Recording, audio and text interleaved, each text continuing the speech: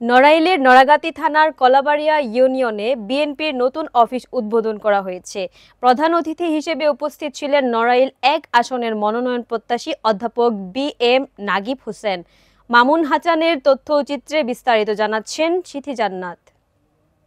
নড়াইলের নড়াগাতি থানার কলাবাড়িয়া ইউনিয়ন বিএনপির নতুন অফিস উদ্বোধন করা হয়েছে। প্রধান অতিথি হিসেবে উপস্থিত ছিলেন নড়াইল ১ আসনের মনোনয়ন প্রত্যাশী অধ্যাপক বি.এম. নাগিব হোসেন। তিনি বলেন, নড়াইল ১ আসনের মানুষের কল্যাণে স্বাস্থ্য, শিক্ষা, সড়ক, কৃষি ও সামাজিক খাতে ৩১ দফা কার্যক্রম বাস্তবায়ন করা হবে। বৈষম্য দূর করে সবার জন্য সমান সুযোগ নিশ্চিত করতে হবে। নড়াগাতি থানা বিএনপি সহসভাপতি লস্কর ফিরোজ আহমেদ জানান, গত ১৫ বছরে পূর্ব কালিয়ায় কোনো উন্নয়ন হয়নি। তবে বি.এম. নাগিব হোসেন নির্বাচিত হলে শুধু পূর্ব কালিয়াই নয়, নড়াইল ১ আসনের সর্বত্র উন্নয়নের আলো ছড়িয়ে পড়বে।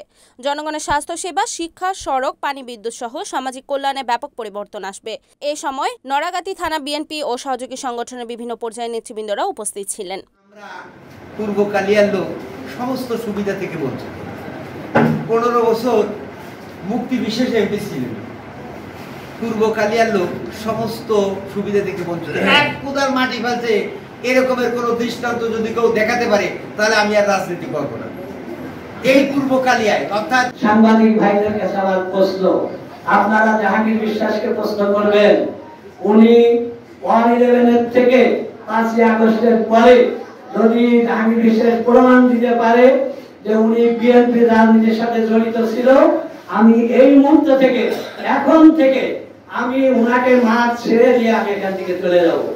Report Mamun Hasan, NAN TV, Narail.